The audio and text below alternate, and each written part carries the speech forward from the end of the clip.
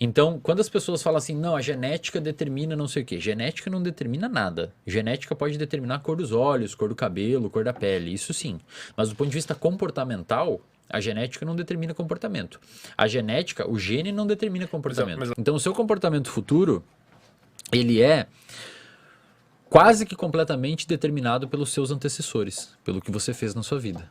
Você pode, por exemplo, ter uma alteração genética, uma predisposição genética que faça com que você exploda mais, fique mais agressivo. Você pode ter uma alteração genética que aumente a sua capacidade de entender linguagem. Você pode ter uma predisposição genética que aumente a sua capacidade de interação social. Mas tu só vai descobrir isso se você for submetido a um ambiente que estimula aquilo.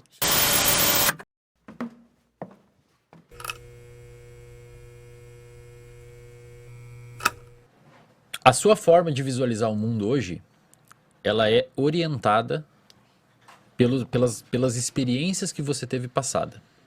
Então, se você teve experiências passadas, por exemplo, relativamente traumáticas, ou você teve experiências passadas que foram reforçadoras do ponto de vista positivo do seu comportamento, o que significa isso?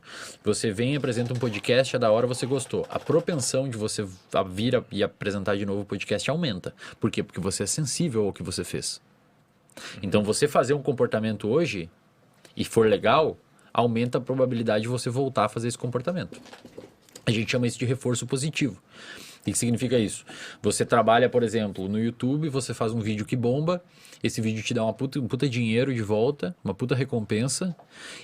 Essa recompensa que você ganhou, além das views da galera falando no vídeo e dando like, você é sensível a isso. Então isso gera um reforço positivo em você, aumentando e ditando o seu comportamento futuro. Então o seu comportamento futuro, ele é quase que completamente determinado pelos seus antecessores, pelo que você fez na sua vida. Isso, no seu cérebro, é organizado em camadas de experiências, não camadas físicas, mas sim metafóricas. Então, no seu cérebro é como se cada ano da sua vida ficasse armazenado em uma camada. Esse armazenamento em camadas seria um armazenamento de informações em engramas, que são células do cérebro que armazenam uma informação. E esses engramas vão ser tipo uma camada fóssil. Eles vão se organizando um em cima do outro. Então tem engramas da sua infância, tem engramas da primeiro colegial, tem engramas do ensino médio, do fundamental, tem engramas do ensino médio, da faculdade, do podcast. Tudo isso, e não só memórias vívidas que você tem, como onde que é a capital do Brasil, etc., mas sim memórias experienciais. Como é que você estava emocionalmente naquela época. Então, por exemplo, tem gente que agora se lembrar da época do confinamento na pandemia, as pessoas...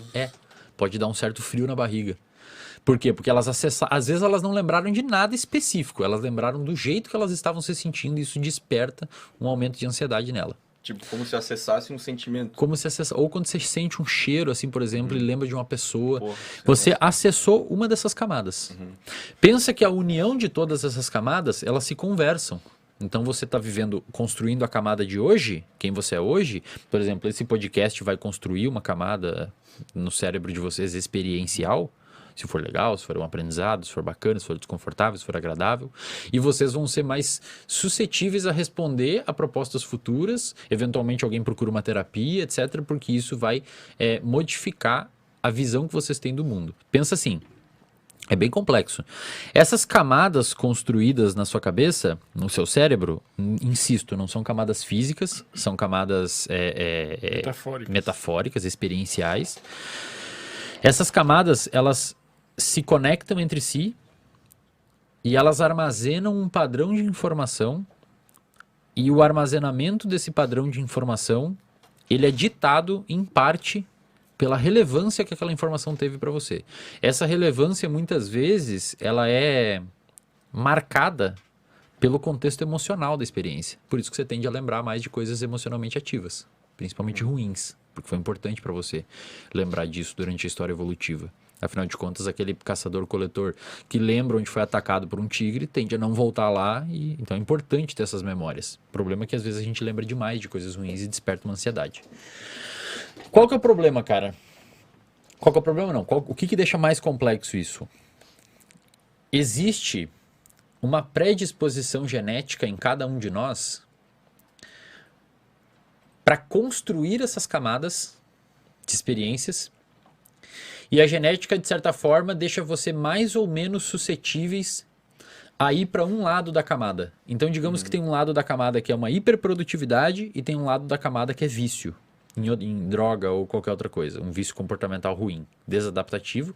E um outro lado é um vício bom, porque existem comportamentos que são praticamente um vício que são adaptativos. Correr, exercício, dieta, etc. Claro que se for em extremo pode ser ruim. A genética, ela não vai determinar se você vai para um lado ou outro. Ela vai deixar você mais responsivo a isso. Então, quando as pessoas falam assim, não, a genética determina não sei o quê. Genética não determina nada. Genética pode determinar a cor dos olhos, cor do cabelo, cor da pele, isso sim. Mas do ponto de vista comportamental, a genética não determina comportamento. A genética, o gene não determina comportamento. Mas ela meio que propicia. Ela não é que propicia, ela deixa você mais suscetível a responder a determinados ambientes. Eu vou dar um exemplo para você. Imagina que você tem o gene. Esse gene, para quem não sabe, o seu gene, o seu material genético, ele não é toda a parte do gene que é codificável, isto é, que forma uma proteína. Lembrando que proteína não necessariamente é a proteína que vocês veem aí, consomem whey protein, né? Proteína pode ser um receptor de uma célula. Proteína pode ser um canal de uma célula, pode ser um neurotransmissor, pode ser um hormônio, etc. Tu sabe que quem teve aqui, o Dr. Vitor Azini, ele teve aqui, ele deu um exemplo que eu achei muito bom, que eu consegui entender bem essa parte, que ele falou que... tu me ajuda, Ramon, tu estava presente também.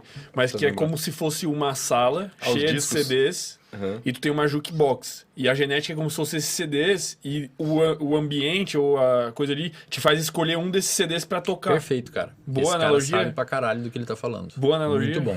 Porque assim, ó, até 95%, esse número é bem assustador, mas até 95% do seu código genético, ele é não codificável. Então o seu DNA, ele não se traduz em nada. Ah, tá, entendi. Ele é inútil. Ele não é que é inútil, aí que tá. Não. Uma parte dele é um junk, é um lixo mesmo. Um DNA não codificável que a evolução deixou ali, silenciou e a gente não usa para nada. Mas uma outra parte desse DNA não codificável são fatores de transcrição. Ou elementos de transcrição. O que significa isso? É essa parte do DNA não codificável que manda a parte do DNA codificável codificar alguma coisa. E aí você me pergunta, quem que controla essa parte que controla o gene? O ambiente. Imagina que você é um roedor do deserto e você tem um gene no seu... uma parte não codificável do gene que é ativada por uma mudança de temperatura no ambiente. Olha que louco, cara. E depois a gente volta pro que a gente falou antes, tá? Eu não esqueço, eu volto nos assuntos. Olha que louco. Essa parte desse gene vai sentir uma mudança de temperatura no ambiente, então a temperatura subiu, vai ativar esses fatores de transcrição que vão ativar o DNA e pode ser que essa ativação de DNA sintetize alguma proteína envolvida na manutenção hidroeletrolítica do seu corpo. Então, o que significa isso? Um aumento de temperatura ambiental fez alguma genética, algum fator de transcrição no seu rim, ou se você é um roedor do deserto, lá no rinzinho do roedor do deserto, que vai sintetizar proteína para diminuir o quanto de água aquele animal está perdendo, porque esquentou o ambiente, ele tem que perder menos água. Essas questões genéticas, elas vão agir tanto nas características, tipo assim, físicas, não físicas tipo de cor de pele, assim, mas tipo dessa síntese da proteína, de alguma coisa, tanto quanto em questões, vamos dizer, uma sintetização que desencadeia um fator psicológico. Cara, você pode, por exemplo, ter uma propensão maior genética a ser criativo. Então você pode ter modificações genéticas na sua célula que tornam o seu limiar de criatividade maior, você tem maior capacidade criativa. Você pode, por exemplo, ter uma alteração genética, uma predisposição genética que faça com que você exploda mais, fique mais agressivo. Você pode ter uma alteração genética que aumente a sua capacidade de entender linguagem. Você pode ter uma predisposição genética que aumente a sua capacidade de interação social. Mas tu só vai descobrir isso se você for submetido a um ambiente que estimula aquilo. Se você tocar. Por exemplo, se você for uma pessoa que tem um limiar aumentado de criatividade e você pegar uma pessoa dessas e colocar numa escola que é padrão, onde a pessoa tem que ficar sentado Cara, não sei se escola. É, até, pode ser, que pode meu ser. pai fez e era, Mas, tipo, cara, era isso rígido, tá é ligado? rígido pra caralho. Cara, isso enlouquece uma criança criativa, porque o cérebro dela tá puxando pro outro lado. É uma pessoa que associa fácil ideias, é uma pessoa que gosta de estímulos, gosta de cores, é uma pessoa que tem uma propensão maior a conectar ideias que aparentemente estavam desconectadas. E aí você pega essa pessoa e coloca dentro de uma caixinha e formata essa pessoa dentro de um sistema e um padrão. Cara, o único lugar que essa pessoa não podia estar era ali.